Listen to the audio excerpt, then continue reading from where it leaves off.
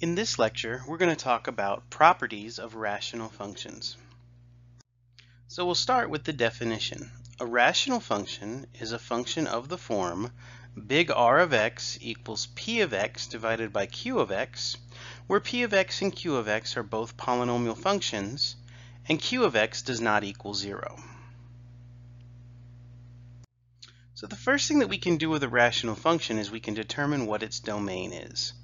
Remember when we talked about domains previously, one of the rules that had to be satisfied is that the denominator of a function cannot equal 0.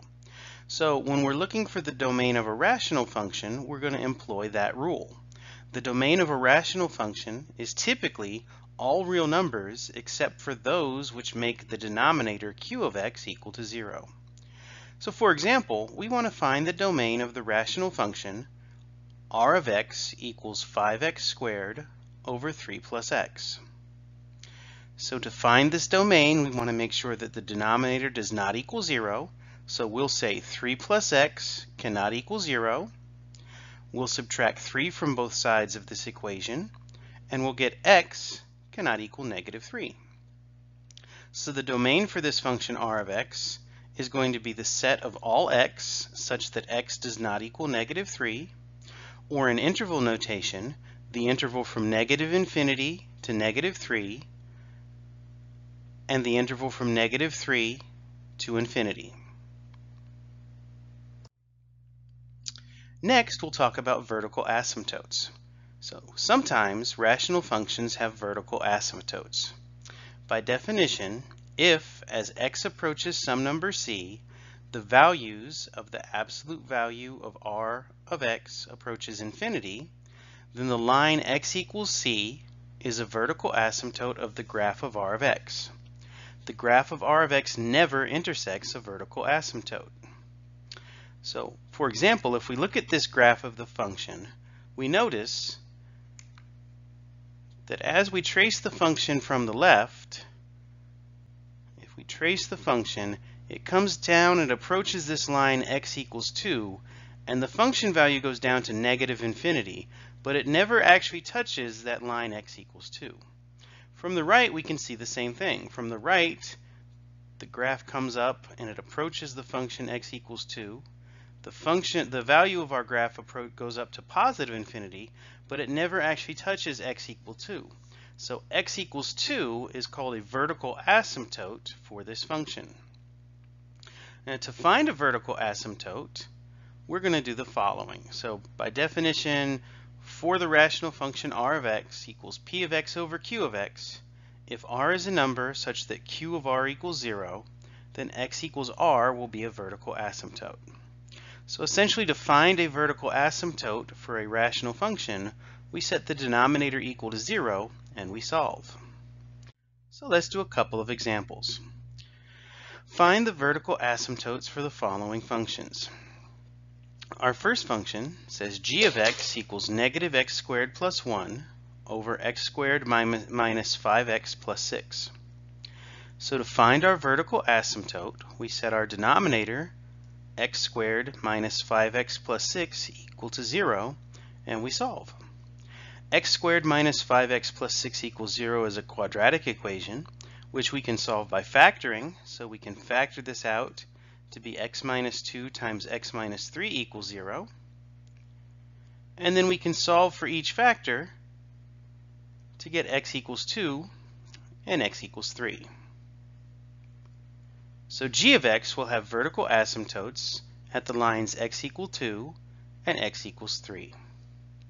I'd like for you to pause the video now and try to find the vertical asymptote for our second example. F of x equals negative 2x squared plus 1 over 2x cubed plus 4x squared. Take a couple moments and see if you can figure out what the vertical asymptotes are for this function. Once you think you have an answer, continue the video and we'll work it together. Okay, so now we're going to look at the function f of x equals negative 2x squared plus 1 over 2x cubed plus 4x squared. Again, to find the vertical asymptote, we're going to set the denominator 2x cubed plus 4x squared equal to 0. And we're going to solve this for x. Again, we can solve this by factoring. We'll factor an x squared out of both terms to get 2x squared times x plus 2 equals 0. And then we can set each factor equal to 0 and solve. So if 2x squared equals 0, then x would have to equal 0. And if x plus 2 equaled 0, then x would equal negative 2. So for the function f of x, we'll have vertical asymptotes at the lines x equals 0 and x equals negative 2. It's also possible for a rational function to have a horizontal asymptote. So by definition, if as x approaches infinity, or as x approaches negative infinity, the values of r of x approach some fixed number L, then the line y equals L is a horizontal asymptote for the graph of r of x. So graphically speaking, here's the graph of a function that has a horizontal asymptote. So again, if we look at this function, if we look at the function values as we get much larger, so as we get larger, we see that this graph, represented by the blue line, approaches the line y equals 3. Additionally, if we go where the values of the x get smaller, the graph approaches the line y equals 3. So since the graph approaches y equals 3 as x gets large or as x gets small, y equals 3 is called a horizontal asymptote for this function. Now, to find horizontal asymptotes, we're going to examine the degrees of both the numerator and the denominator. If the degree of the numerator, p of x, and the denominator, q of x, are the same, that is, if they equal each other, then the line y equals a sub n over b sub n, which is the ratio of the leading coefficients, will be a horizontal asymptote. If the degree of our numerator p of x is smaller than the degree of the denominator q of x, then the line y equals 0 will be a horizontal asymptote. And if the degree of our numerator p of x is greater than the degree of our denominator q of x, there will be no horizontal asymptote. So let's look at a few examples. For our first example, we want to find the horizontal asymptote, if it exists, of the function g of x equals negative x squared plus 2 over x squared minus 5x plus 6. So again, to find our horizontal asymptotes, we need to compare the degrees of the numerator and the denominator. So for this function g of x, the degree of the numerator is 2, and the degree of the denominator is also 2. Since the degree of the numerator and denominator are the same, we're going to use the guideline from the first bullet point and find the ratio of their coefficients. So since the degrees are the same, we'll have a horizontal asymptote at y equals a sub n over b sub n. So the leading coefficient in our numerator, that's the number that's with the term with the highest degree. So we have negative x squared. That means that our leading coefficient is negative 1. And in the denominator we have x squared, so the leading coefficient there is 1. So y equals negative 1 over 1. If we simplify that, that becomes negative 1. So the line y equals negative 1 will be a horizontal asymptote for g of x. All right, a couple more examples. We have f of x equals negative 2x squared plus 1 over 2x cubed plus 4x squared. So again, to find our horizontal asymptotes, we're going to compare the degrees. In this problem, the degree of our numerator p of x is 2, and the degree of our denominator q of x is 3. So the numerator has a smaller degree, and when the numerator has a smaller degree, the line y equals 0 is a horizontal asymptote. So the line y equals 0 will be a horizontal asymptote for the function f of x. So again, I'd like for you to pause the video for a couple of moments, and I want you to try to figure out this last example. So take h of x equals 5x to the fourth plus 3x over negative 9x squared plus 1, and see if you can identify the horizontal asymptotes, if they exist. Once you have an answer, continue the lecture, and we'll go over it together. Okay, so h of x equals 5x to the fourth plus 3x over negative 9x squared plus 1. Again, to find a horizontal asymptote, we compare the degrees of the numerator and denominator.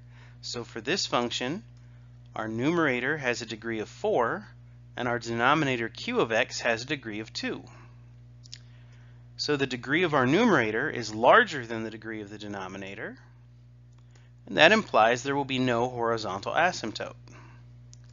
So h of x does not have any horizontal asymptotes. The last type of asymptote we'll talk about with rational functions are called oblique asymptotes. A line y equals mx plus b is an oblique or slant asymptote for the graph of a function f of x if f of x approaches mx plus b as x approaches infinity, or f of x approaches mx plus b as x approaches negative infinity.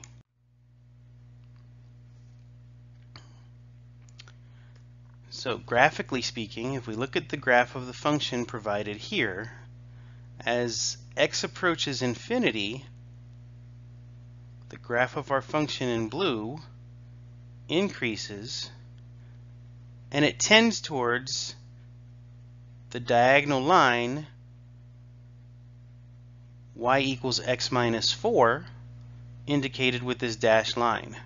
So the line y equals x minus 4 would be an oblique asymptote for the function depicted in this graph. Okay, to find an oblique asymptote, if the degree of the numerator is exactly 1 greater than the degree of the denominator, we can find an oblique asymptote by using long division. The quotient that you find through long division will represent the oblique asymptote. So, for example, we want to find the oblique asymptote, if it exists, for the function t of x equals x squared minus 2x over x plus 2. So the first thing we need to do is determine whether an oblique asymptote might exist by looking at the degrees of the numerator and denominator. The degree of our numerator is 2, and the degree of our denominator is 1.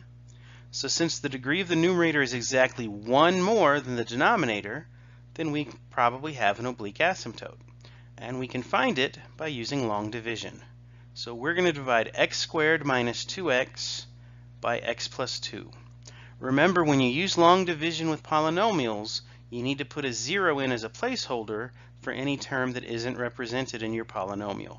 So we have a 0 for our constant term here since there was no constant. And we're going to do long division. So to divide this out, we're going to look at the first term of the divisor, x plus 2, and determine what we'd need to multiply that first term x by to get the terms underneath the division sign. So to get x squared, we would have to multiply x by x. So we'll write an x on the top. We'll do the multiplication. X times x plus 2 would give us x squared plus 2x, and we're going to subtract that from the dividend, the term under the polynomial under the division sign. When we subtract that out, x squared minus x squared gives us 0, and a negative 2x minus 2x gives us a negative 4x. We bring the next term down from the dividend, so we bring that plus 0 down, and then we do the process again. So to get a negative 4x, we would have to multiply x by negative 4. We do the multiplication. Negative 4 times x plus 2 gives us a negative 4x minus 8, and we subtract that from above. So negative 4x minus a negative 4x gives us 0, and 0 minus a negative 8 gives us a positive 8, and positive 8 is going to be the remainder because we can't divide anymore. So our quotient is x minus 4. That means that the line y equals x minus 4 will be an oblique asymptote for the function t of x. All right, again, I'm going to ask you to pause the video and try to find the oblique asymptote for this example. H of x equals 3x to the fourth minus x squared over x cubed minus x squared plus 1. So take a couple minutes and see if you can do the long division to find the oblique asymptote. Once you feel like you have an answer, continue the lecture. We'll go over it together. All right, to determine whether an oblique asymptote exists, we look at the degrees of our polynomials. Our numerator has a degree of 4, and our denominator has a degree of 3. So the numerator is exactly 1 higher than the denominator, which means we'll have an oblique asymptote. We can find the oblique asymptote by doing long division. So 3x to the 4th plus 0x cubed minus x squared plus 0x plus 0 divided by x cubed minus x squared plus 1. To get a 3x to the 4th, we'll need to multiply the first term x cubed by 3x. When we do the multiplication, 3x times x cubed minus x squared plus 1, we get 3x to the 4th minus 3x cubed plus 3x. And we subtract that from above. So 3x to the 4th minus 3x to the 4th gives us 0. 0x cubed minus a negative 3x cubed gives us 3x cubed. Negative x squared minus 0 gives us negative x squared. And 0 minus 3x gives us a negative 3x. We'll bring the next term down, so we'll add the 0 at the end, and we'll go through the process again. To make 3x cubed from x cubed, we'll have to multiply by 3. We do the multiplication. 3 times x cubed minus x squared plus 1 gives us 3x cubed minus 3x squared plus 3. When we subtract that out, 3x cubed minus 3x cubed gives us 0. Negative x squared minus a negative 3x squared gives us 2x squared. Negative 3x minus 0 gives us negative 3x. And 0 minus 3 gives us a minus 3. So our remainder will be 2x squared minus 3x minus 3. And the quotient is 3x plus 3. So the line y equals 3x plus 3 will be an oblique asymptote for the function h of x. All right, lastly, we want to put everything together, and we want to see if we can find all of the asymptotes of a rational function. So for this example, we have g of x equals x cubed minus 8 over x squared minus 5x plus 6, and we want to find the vertical, horizontal, and oblique asymptotes for the function. So we'll start with our vertical asymptotes. Remember, to find the vertical asymptotes, we set the denominator equal to 0. So x squared minus 5x plus 6 equals 0, and we solve. So we can factor this out again. X minus 2 and x minus 3 equals 0. We set each factor equal to 0, and we get x equals 2 and x equals 3. So we'll have vertical asymptotes of x equals 2 and x equals 3. Next, we look for horizontal asymptotes. To find the horizontal asymptotes, we compare the degree of the numerator and the denominator.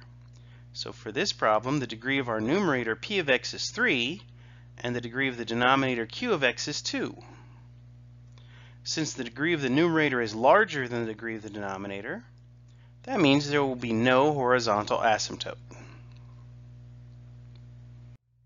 And then finally, for the oblique asymptotes, we check to see that the degree of the numerator is 1 larger than the degree of the denominator, which is the case since our numerator is 3 and our denominator has degree 2. And since the degree of the numerator is exactly 1 larger than the degree of the denominator, we can find the oblique asymptote using long division. So x cubed plus 0x squared plus 0x minus 8 divided by x squared minus 5x plus 6.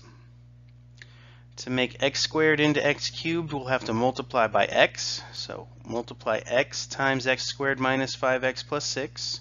And that gives us x cubed minus 5x squared plus 6x. We subtract that from above. X cubed minus x cubed gives us 0. 0 minus a negative 5x squared gives us a positive 5x squared. And 0 minus 6x gives us a negative 6x.